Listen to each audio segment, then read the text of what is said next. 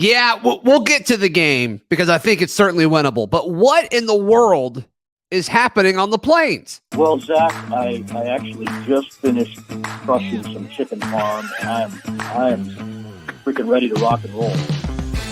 You are Locked On Auburn, your daily podcast on the Auburn Tigers, part of the Locked On Podcast Network, your team every day. Yes, welcome on into Locked On Auburn, your daily Auburn Tigers podcast. I'm your host, Zac Blackerby. Thank you so much for making Locked On Auburn your first listen every single day. Today's episode brought to you by Underdog. Sign up on UnderdogFantasy.com with the promo code Locked On and get your first deposit doubled up to $100. Happy Ferg Friday to all who celebrate, as we are celebrating with Justin Ferguson of the Auburn Observer. We'll get to the game in a second, Ferg. You and I both think it's definitely winnable for Auburn, but this has been a weird week with 4 players announcing that they're leaving or they're no longer with the team or in the transfer portal.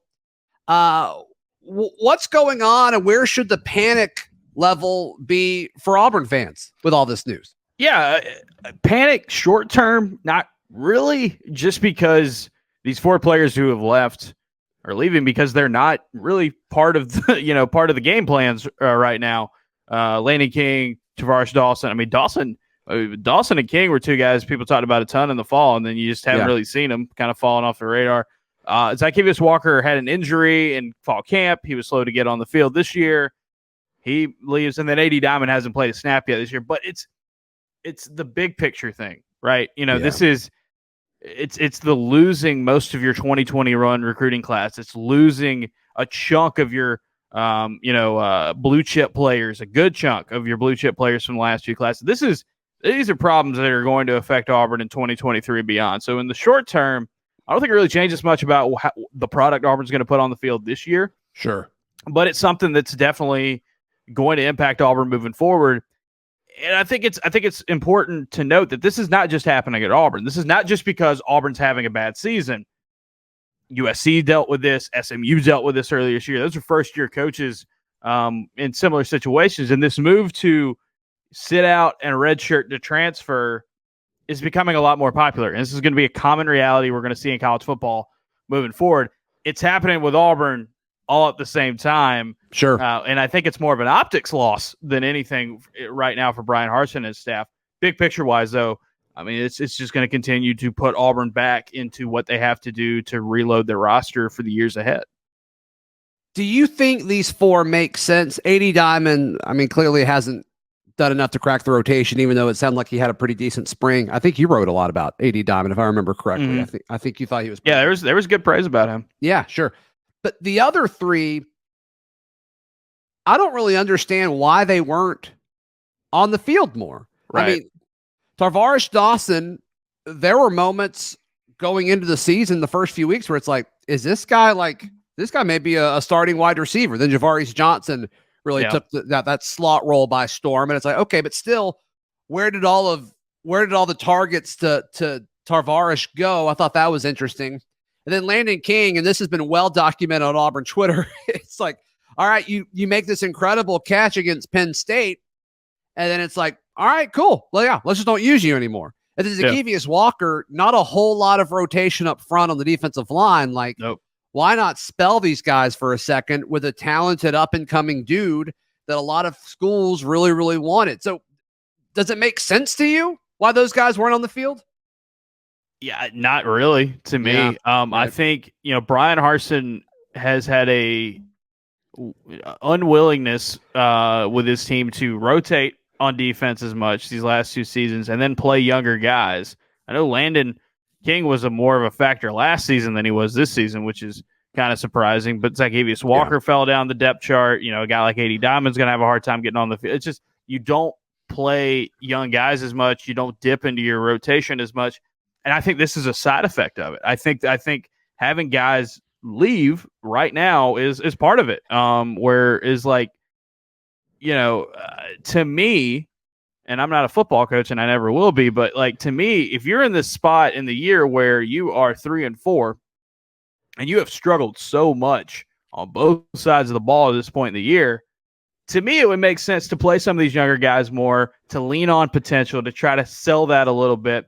Yeah. Instead, Bryan Harsin and his staff, in terms of their personnel usage, have stuck to their guns. And really, that's the story of the Bryan Harsin era so far, is sticking to your guns. Right. And, I think this is just going to be part of it, where these guys, if you're not going to be a part of the team, if you're not going to be a part of the game plans, I mean, here's the thing. People are going to have their opinions on, is it quitting on your team or what? All I'm here to say is this: from a player perspective, you got to look out for yourself, because no one else is going to, especially at a place like Auburn, where you feel like in college football in general, you talk about how much coaching turnover there's been, even outside of head coach. Think about how much coaching turnover there was from 2021 to 2022 at Auburn. Right. And it's just these players, they don't want to lose valuable eligibility not being a factor, especially if they feel like they could go get it somewhere else. And I think there's plenty of examples that you can look at from players who weren't necessarily key players for Auburn last season, and a couple who were, who went into the transfer portal, and they're playing key roles on teams that are successful right now. There's plenty of those examples, and I'm not surprised that more are going to try to follow suit. So several people are kind of reading in between the lines of this and looking at the timing, right? Because they're not actually in the portal yet. You can't get into the portal yet. No. And if they fire Bryan Harsin, then they can. That window opens up for the affected players. But as of right now, they're just saying that they are leaving the team and planning to enter the portal. That's what the announcements are. I'm seeing several articles that are saying so-and-so's in the portal. That is not technically true yet. But even if they were, you can still go to the portal and come back, right? We saw with Zykevious Johnson this past offseason. Right. But my question to you is, with some of these kids, like Landon King specifically, I don't know Tavares Dawson as well, but Landon King, like, he signed with Auburn when there wasn't a head coach, right? Like he wants to be at Auburn. Dawson, I think Dawson did too. I got halfway through and I'm like, yeah, Dawson may have too, but I don't want to misspeak. But yeah, so it's like these guys like Auburn, clearly, or they wouldn't have done that.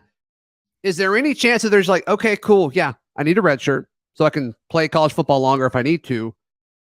And as soon as Harsin's let go and the new coach is hired and I get a call from him, maybe I'll stay. What's the likelihood of that? Oh, yeah, there's a likelihood of that for sure. I think re-recruiting players is something that everybody did and everybody's going to do if you have a coaching change of some kind. And I think there was some of that had to be done with Auburn's own roster this past year with the same staff or maybe new assistant coaches. So if Auburn has a coaching change, definitely would make sense that would happen again. I think there are, I want to say Tennessee had a few of those a couple years ago where they had guys kind of come back. LSU had a couple as well with the Brian Kelly move this year. So, yeah, I mean, I think it's definitely a possibility. It's just going to come down to who, what happens with Bryan Harsin, who would be the next guy if there is a next guy, and just kind of how all that plays out. Right. Ferg, you mentioned the optics of this, and I want to jump into that. And I also want to ask the question, do the optics really matter? All that in just a moment right here on Locked On Auburn. Today's show is brought to you by Underdog Fantasy. Underdog Fantasy is the best way to play daily fantasy sports. And I'm actually in several best ball leagues now, so season-long fantasy sports as well. You can play in several different ways. You can go to their slips feature, and it'll have all of their players for every sport. Every sport. They got esports. They got college football. They will have college basketball soon. Thank goodness. NFL, whatever it may be, NBA, MLB with the World Series and all of that. Ton of different options to play. And then also you can do drafts as well. But the slips is just you're picking a projected stat and you pick higher or lower. And obviously the more you pick, the more you could potentially win. It's a lot of fun. So sign up with the promo code Locked On, one word, LOCKEDON, and Underdog will double your first deposit up to $100. Give $100, receive $100 for free. Go to UnderdogFantasy.com, or my preferred way is the Underdog Fantasy app in the App Store and the Google Play Store. It's a very well-designed app. Be sure to check it out. Get in on the college football pick'em action and more today. Justin Ferguson of the Auburn Observer. Before we jump into the optics of everything, how can people sign up for the Auburn Observer? AuburnObserver.com. It's $6 a month or $60 a year to sign up. We have newsletters or a podcast pretty much every day, and it's things are cranking up right now with basketball season just around the corner. Had a story. Can you say that again real quick? Can you say that again? Basketball season is just around the corner. Hey, how about Thank this? you. By the time you're listening to this podcast, there will be a mailbag out from Friday. Yeah. Mostly basketball.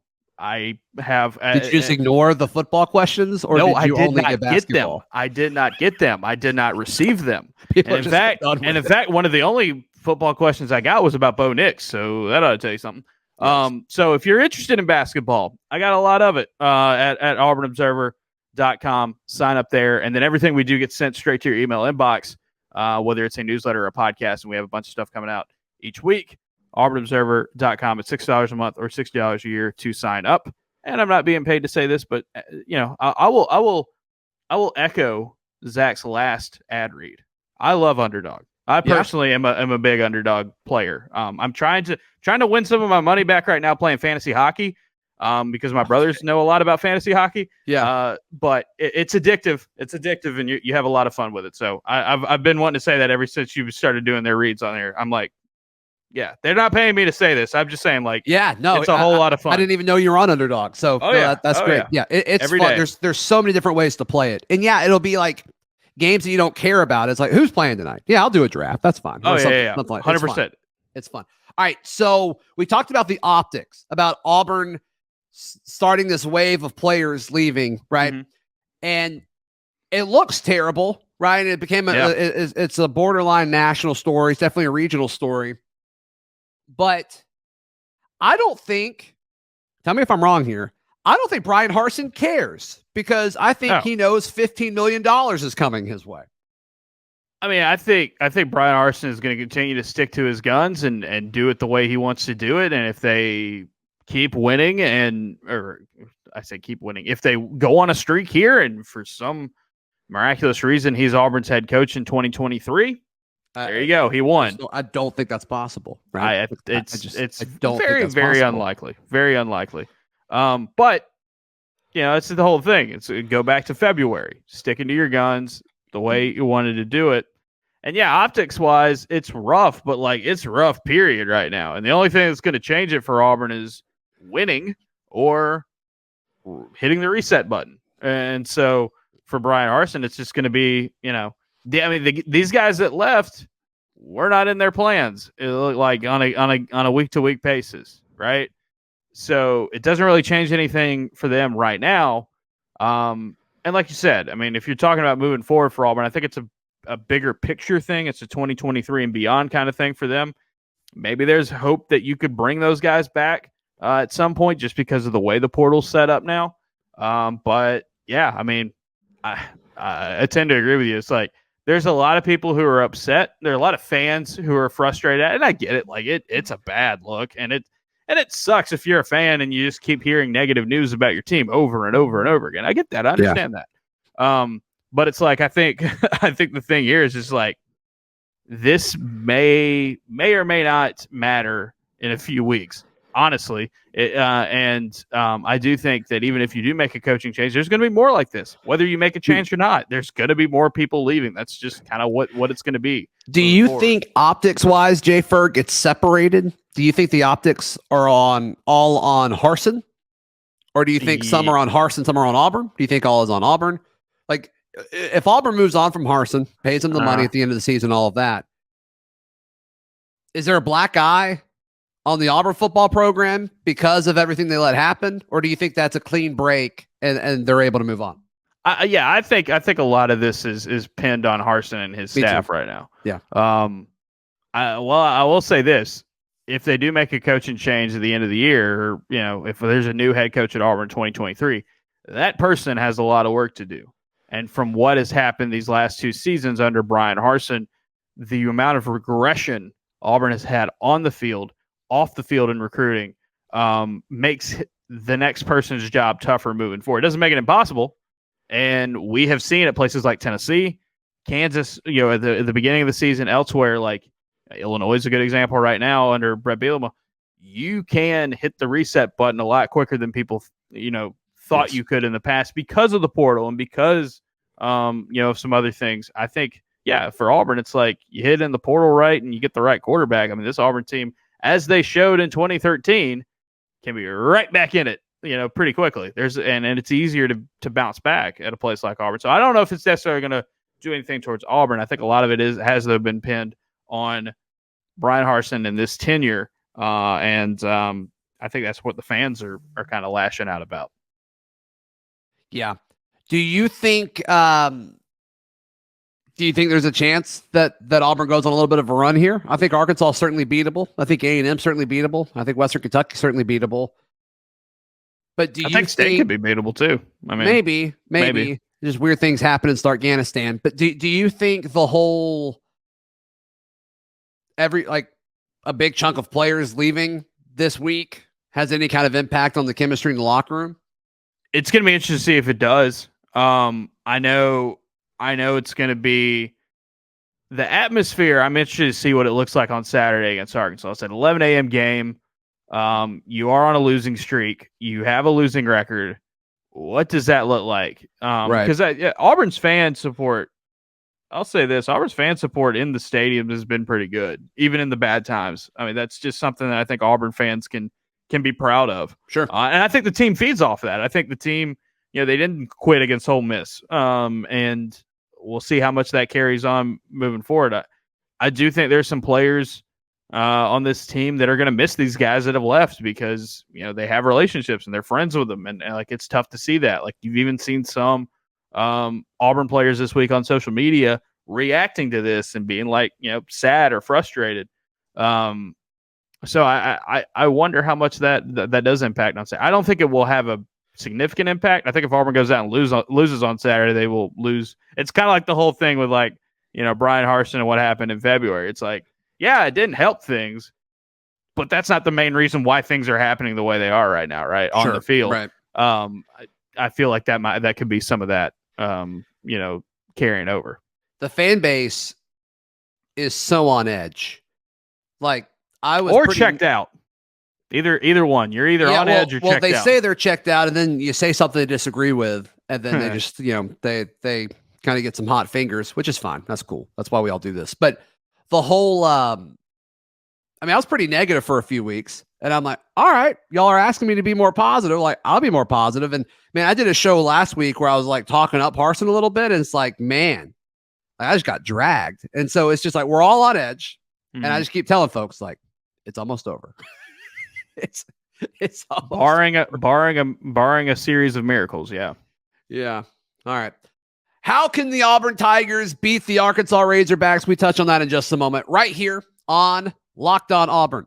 Want to encourage you to join the Locked On Auburn Discord. It is free. All you have to do is click the link in the episode description down below.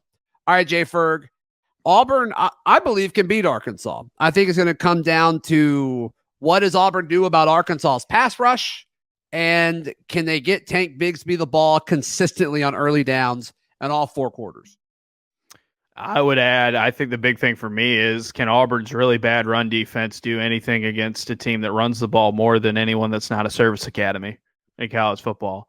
Rocket Sanders is a great running back. KJ Jefferson is a load to bring down. We just watched Ole Miss torch Auburn by daring them to make plays in space. Auburn's run defense has regressed so much this year. And you're playing a team that is not afraid just to keep hammering it away. Now, KJ Jefferson is capable of making some big plays downfield, throwing the ball. And they got into a shootout with BYU a couple weeks ago. They can do that. But, this is a team, even more so than Ole Miss, that if you can't slow them down running the ball, they will be happy as can be. Yeah. To just keep hammering. And so that's my thing is I think Auburn's offense can move the ball against Arkansas. I think Arkansas's run defense, the teams that have committed to run the ball against them, there's only been a couple they've played this year. A&M had a big yards per carry mark against them. Alabama really got them on the ground. Yeah. Those teams have been successful. I think Auburn may have found something with Jeremiah Wright and shaking some things up on the offensive line. But yeah, you're right. It's the Arkansas pass rush. If they're not sacking the quarterback, they are giving up chunks downfield. They're giving up big plays. They've had some injuries in the secondary. Just for me, though, it's Auburn's offense has been so inconsistent, even if the matchups are favorable, like the Ole Miss game. You got too many turnovers. You get in your way too much. Negative plays Missouri, on first all down. the way back to Missouri. I mean, Right. Missouri's defense was like terrible going into that game. Right. They've been so inconsistent that it's hard for me to sit here and say, like, okay, if Auburn has to go put up some points to hang in there, that they can't. So on that note, you got to find a way, like, did anything in the off week change anything for the defense? Because if not, Arkansas is going to be perfectly content to run that thing over and over again and rack up a ton of yards. So, Justin, what could the bye week have changed for the defense? I mean, maybe they get a little bit more healthy. Maybe it helps Cam Riley's availability. You're not going to get tougher as a front seven over the bye week, I don't think. You're not going to suddenly rotate more guys in. So what could a bye week have helped? I think it would definitely have helped guys getting healthier on the line of scrimmage, getting their feet back under them a little bit. Auburn's been banged up pretty much every game the last few weeks at the line of scrimmage. And then maybe it's just like maybe some extra time off, tighten some things up with your run fits and your technique and your fundamentals and all that, because it's just Auburn has given up too many chunk plays on the ground. And it's like, find ways. Derek Hall said it after the Ole Miss game. It's like one of those things is like, if there's a guy in the gap, the play should be dead. Well, there's not a guy in a gap, so they turn it into big play. So, like, how much of the off week just like, hey, we got to tighten up. We got to work on this, and this. Yeah. And does it get better? I don't think you get drastically better, but there's a chance you get better enough to make an impact on this game and potentially hang around. There's a reason why Arkansas is only like a 4-point favorite in this game. I think that surprised some Arkansas people, actually. They got flattened. And it's moving. It's moving. It started at 4.5 at Bet Online, and it's now at 3.5 at the time of this recording. So yeah, it's like some money's coming in for Auburn. Arkansas got flattened by Mississippi State on the road. They needed some help to get back in the game against Alabama. Like, there's some of that in there. And then on top of that, I think SP Plus has Auburn like as a slight favorite, but it's like less than a point. In this game, where it's just like, it's just Arkansas. I mean, Arkansas's defense has been very, very susceptible, and Auburn finally got some things going on offense the last time we saw them out there playing at home. You can see where it can kind of get into that range. My question, it's so funny, so much the last couple of years, and heck, even in the Malzahn era, there were so many questions like, well, the defense is going to do their job. It's a question about the offense. In this game, I still have questions about the offense, obviously. But to me, my bigger thing about this specific matchup is, can the defense get it? Because Arkansas can be explosive. Mm-hmm. Yeah. Talking with some Arkansas folks, and including John, who was on yesterday for the crossover, I think there's a sense of pressure. And I don't want to say desperation because it sounds pretty drastic, but I do think there's some pressure and some emphasis on Arkansas from the sense of, like, if you're not going to beat Auburn this Saturday, like, when are you going to do it? Right. Yeah. Yeah. That's a talking point up there. You've lost 6 straight to Auburn. Not all of those Auburn teams have been particularly great Auburn teams. And yeah, as I wrote earlier this week at the Observer, Auburn's 9-1 coming off of off weeks since 2013. Bryan Harsin's 9-1 coming off of off weeks as a head coach in that same span.